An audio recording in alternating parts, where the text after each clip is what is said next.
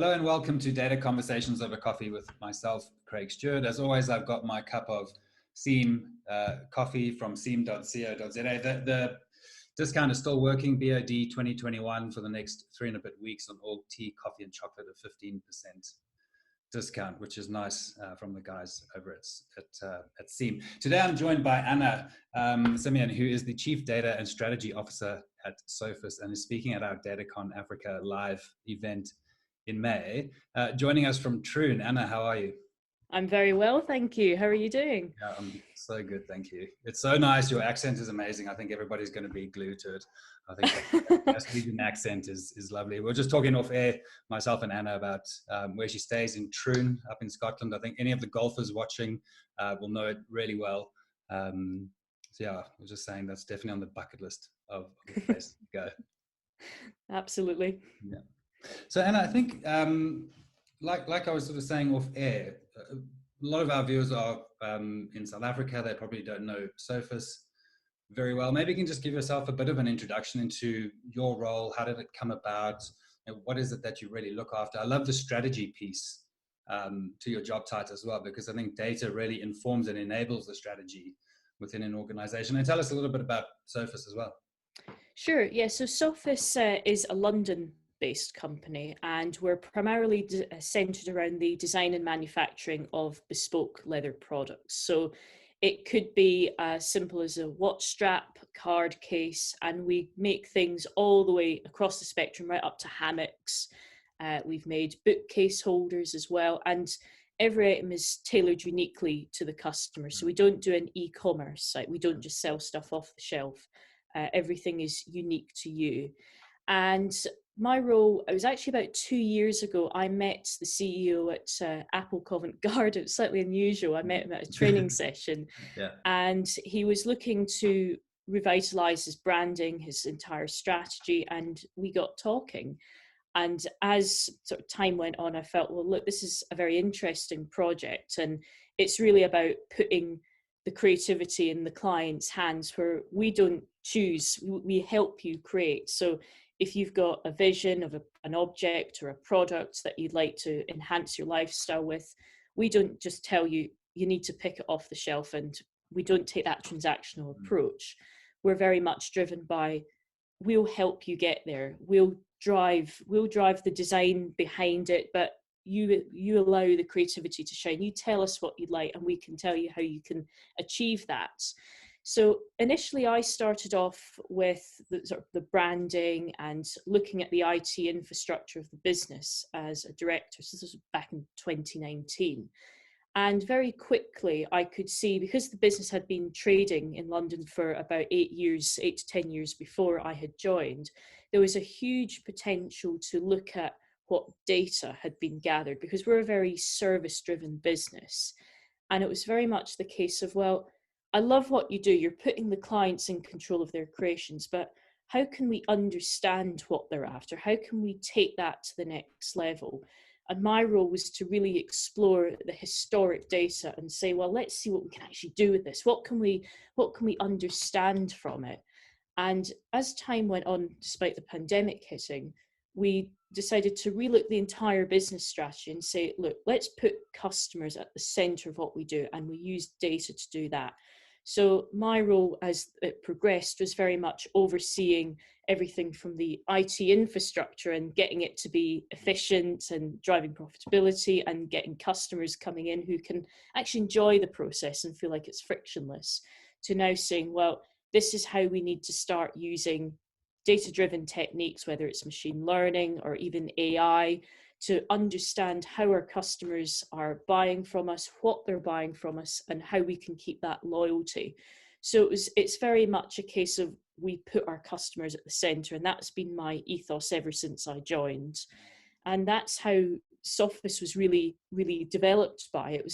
I had joined quite a while after it had been going, but I think it was the right time as well. So it's very much around, what are you after?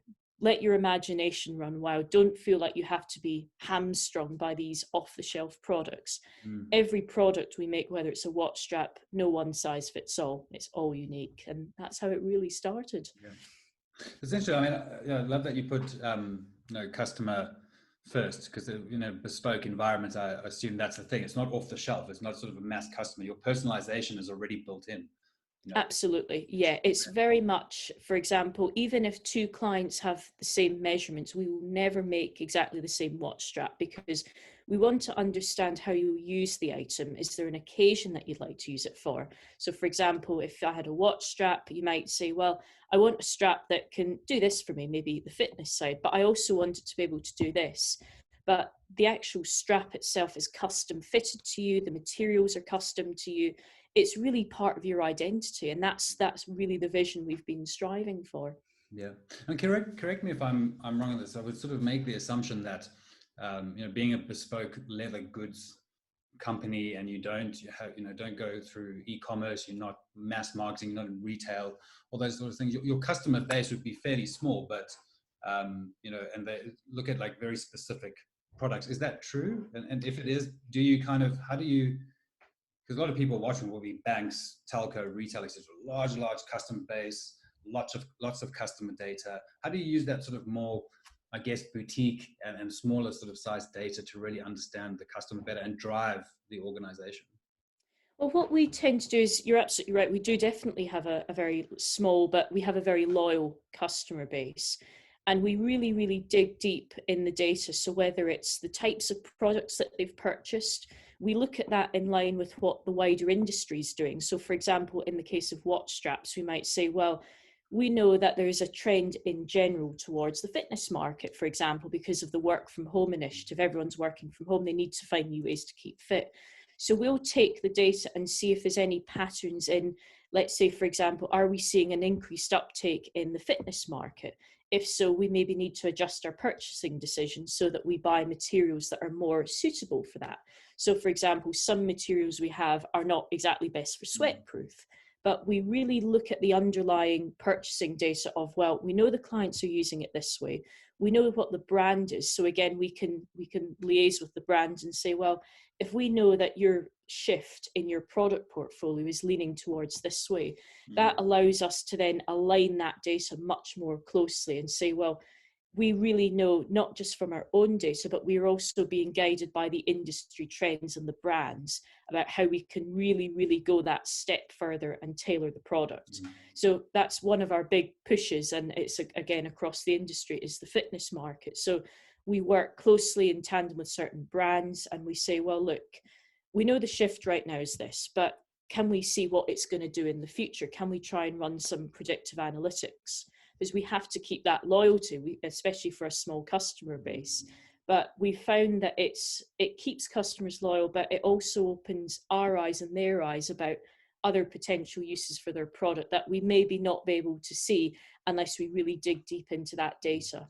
Yeah, one of the trends that came out on the show last week with my guests Veronica and Les was really, I guess, the increased use of internal and external data to make better decisions, understand the customer more. It seems like that's really what you're talking about. There's not just your own data, but really overlaying that with, as you say, industry data. What are people doing? What are people purchasing? What are the trends? How do you go about really getting that data? Because I know in South Africa for a long time, it's one of the challenges that people have had is really getting access to external data to then sort of cross-check it or build it into their internal models. How have you gone about getting that? Is it sort of more free, open, or do you have strategic partnerships with other companies out there where you can get their data?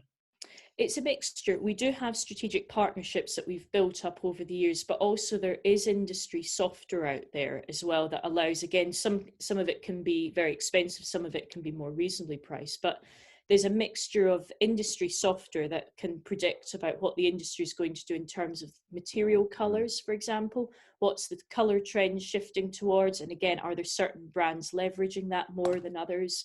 Same with the materials themselves. And also, again, the trends of like the occasion and for the watches in particular, the usage. So you've got industry software that can certainly help you, and the predictive analytics side of it. So we use some of that certainly in our marketing division, but we do have strategic partnerships with some of the bigger brands where we say, well, look, if we're going to be partnering with you to make watch straps, we need an insight to what the market is doing, where the shift is. So then we can overlay that with our company vision, our internal data, and also the data from the software that we use to say, well, look, can we align these all together and see where it's going to take us? What can we do with that data as we combine it all together? Mm-hmm.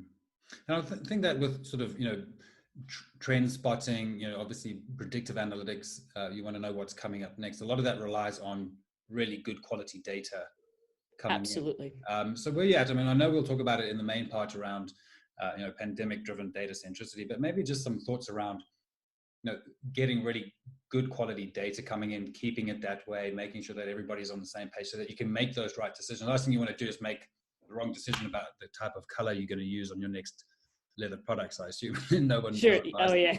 Yeah. That wouldn't go down too Yeah. well. Yeah. Yeah. No, the way that we try and do that is we always keep the vision in mind when we're looking at a data-driven approach, because what I've seen, and again, I'll probably touch on this a bit later on, but sometimes, and in all too many cases, I've found a mismatch between the vision and a data-driven approach. It's absolutely critical that you align the vision with the data-driven aspect, because it's not an easy thing to do, and nor is it cheap. So you have to keep saying, if we're going to take this approach, so let's say it's examining what materials we need to use in our next round of ordering from our suppliers, we need to see, well, this is what our data shows. What does it do to our vision? Does it change our vision? Does it keep it on track? Is there a market shift that we've not spotted that we maybe need to be a bit more careful of? So we really, really put the vision, and then we cross-examine it with all the other business divisions that we have and all our sector heads there, and say, well, look, how can we utilize all this data, put it towards, let's say, a decision that we're going to make, whether it's realigning our product portfolio, let's say put some more products in or change a color.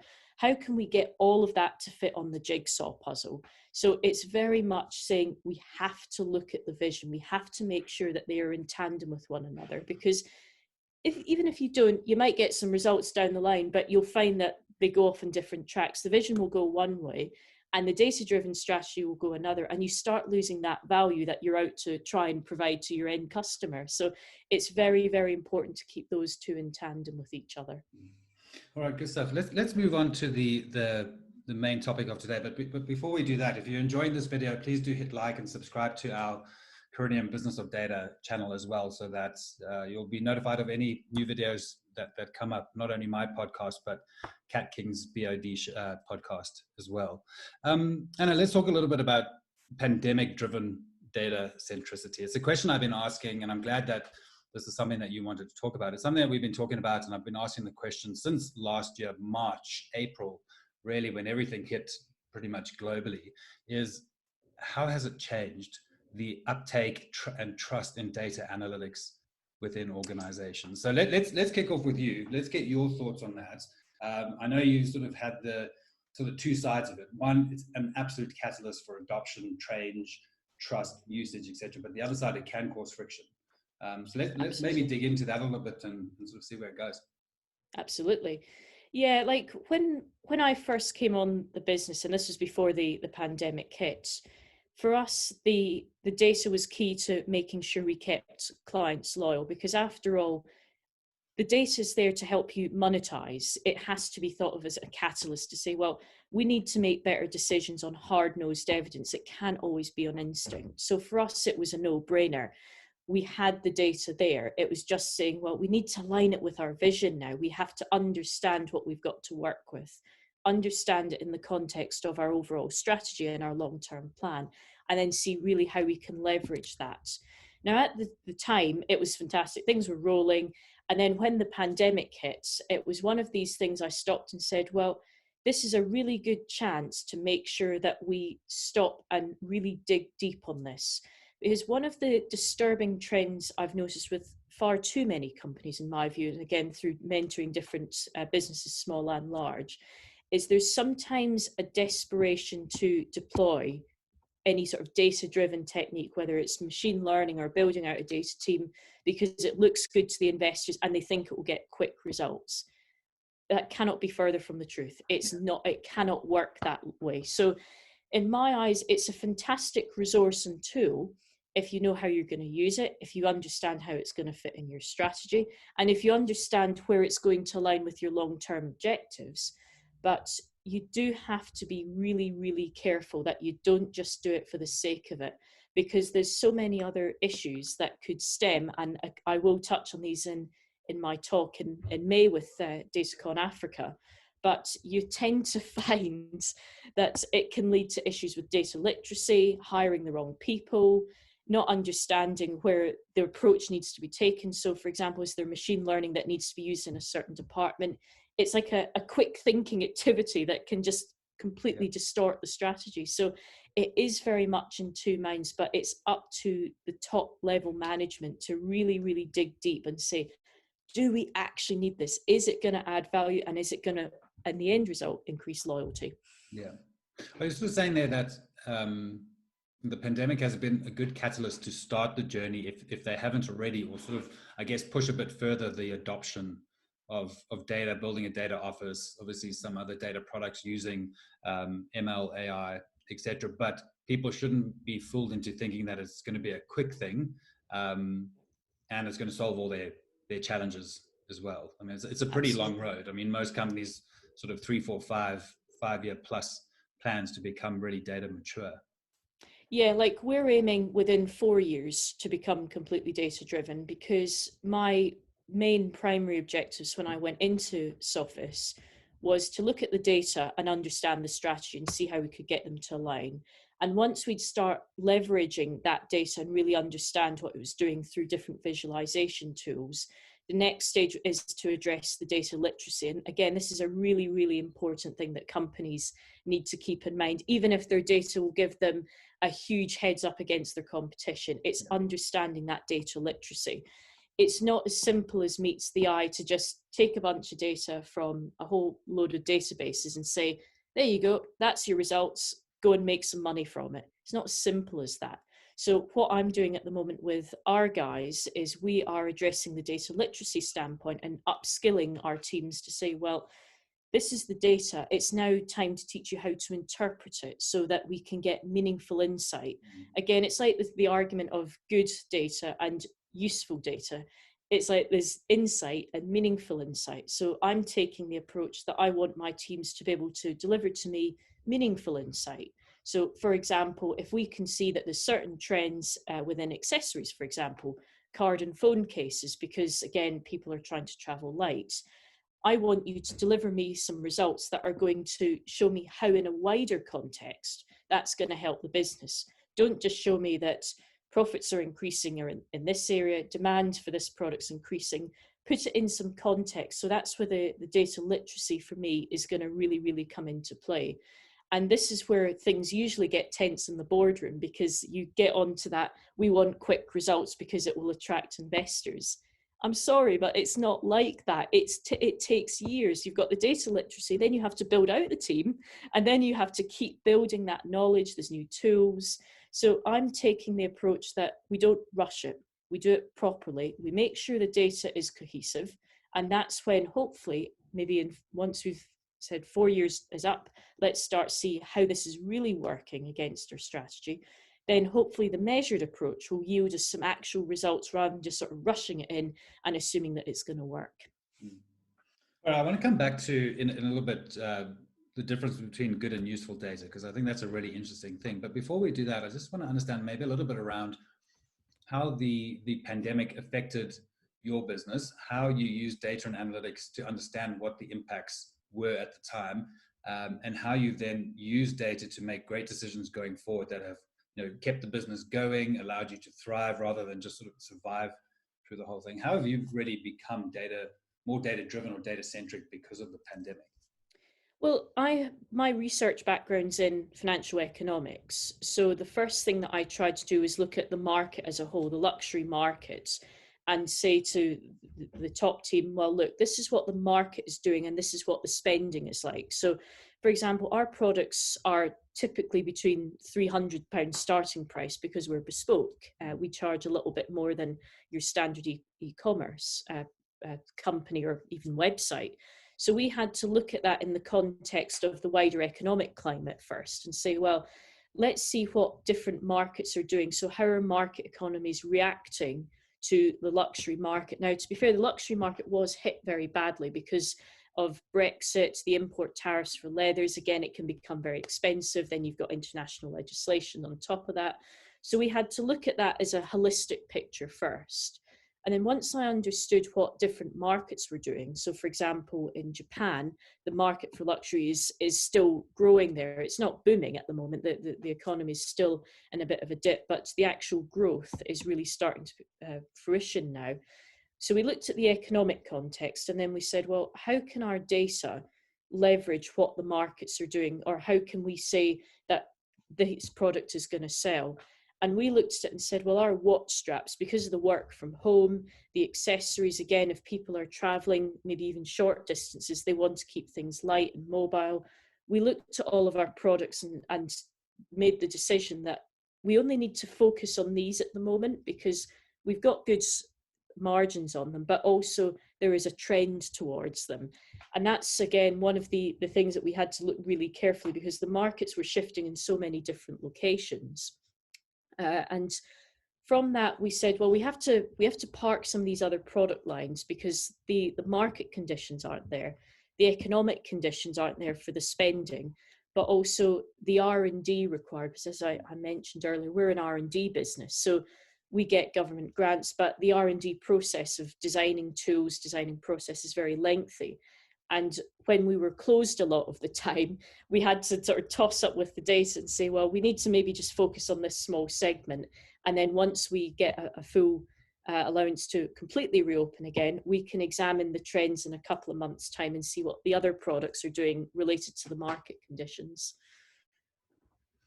Yeah, and I think we're kind of majoring a lot around the pandemic. It's obviously been an absolute seismic shift in the way industries are working, people are buying, people are running their businesses. But I guess the lesson in a lot of this is that the business environment, economic conditions are always going to be in a state of flux. You know, they're never static for any length of time. I mean, if you had the same conditions for a year, everybody would think that, you know, the world's effectively gone very vanilla and nothing is happening. But I guess the lesson is that use data to adapt your business, your go-to-market strategies, your production capabilities and requirements, etc., based on market data and whatever's happening in the market at the time.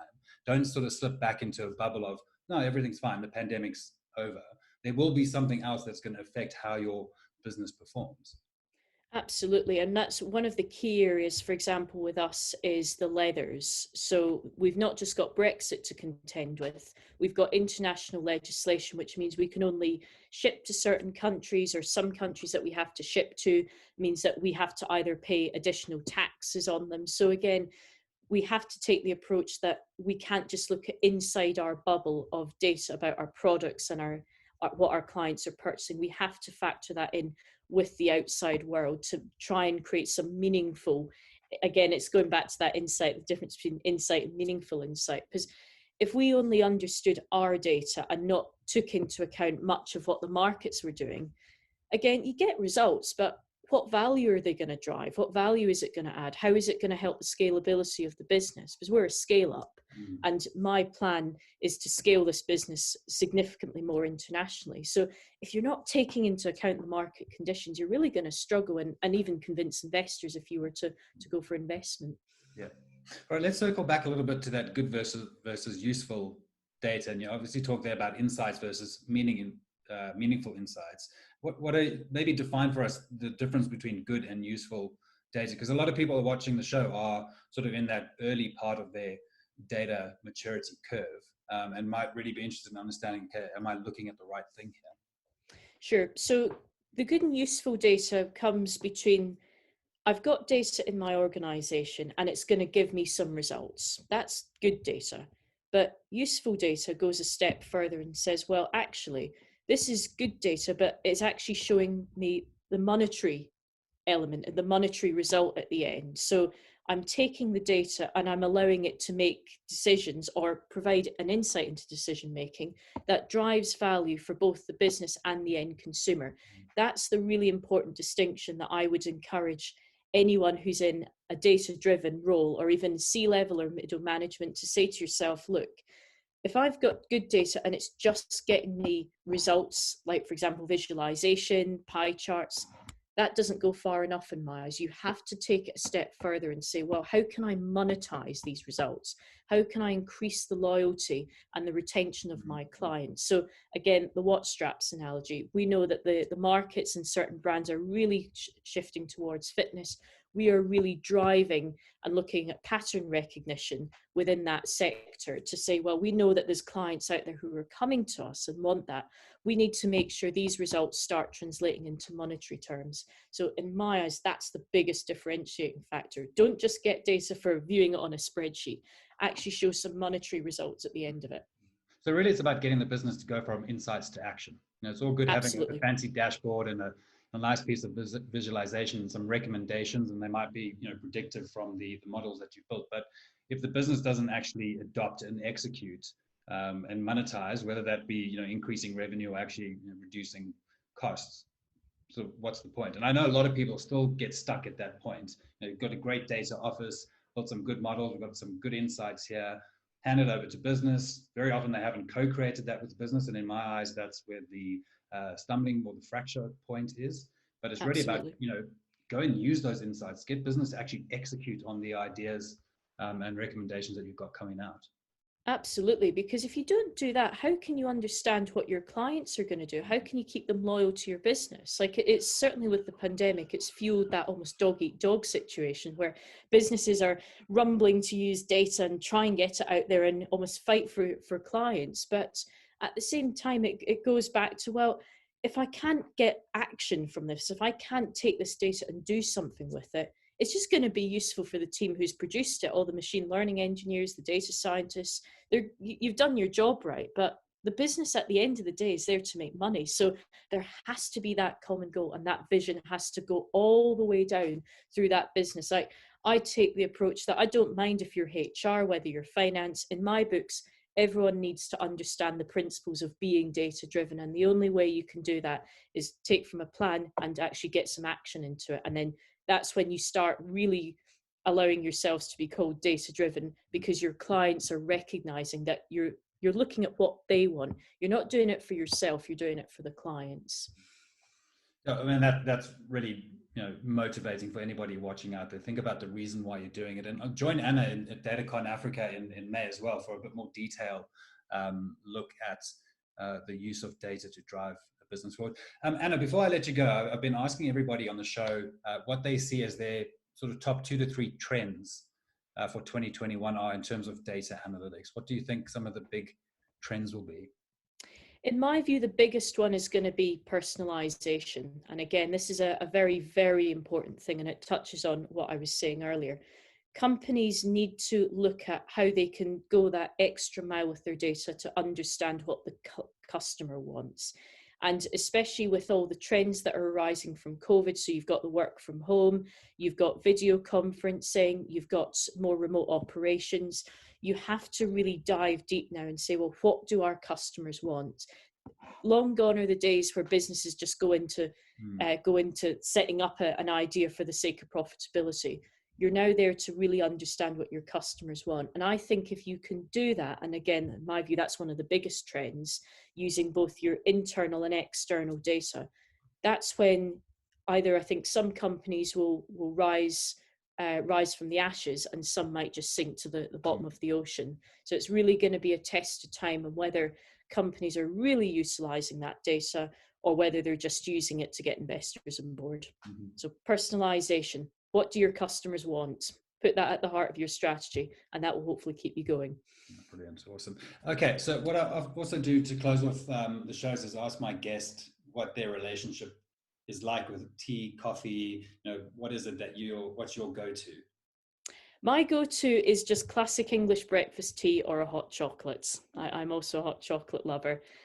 Tea's great if I've got early morning meetings. Again, our team works remotely. Sometimes you have to wake up at all hours of the night and speak to them. So good old English breakfast for that sort of thing, or just an organic hot chocolate. Yeah, sounds good. And what about the coffee culture in and around where you live, or Scotland in general? Is it big? I mean, obviously loads of other places in the world are developing this sort of boutique, sort of trendy coffee sort of lifestyle environments. Is the same true in Scotland, or still just into a good old single malt and tea and hot chocolate, as you say? Single malt is still very popular. Certainly in the Edinburgh area, there's a lot of small startup cafes who are now working with local farms and also overseas companies to create sort of freshly brewed coffee that's ethical. So where I live, there's not really much of a scene, but certainly in the Edinburgh, Glasgow way, there's a lot of pop-up cafes who are now doing that. There's a great place in Edinburgh called the Brew Lab. So shout out to anyone who's in the Edinburgh area who loves coffee. Go to the Brew Lab, amazing coffee. And yeah, apart from that, not seen much else around the Troon area, but definitely look at the Edinburgh one. It's great. Yeah, absolutely, good insights. Anna, thank you so much for joining me. It's been great talking to you, and I look forward to your presentation at DataCon Africa in May.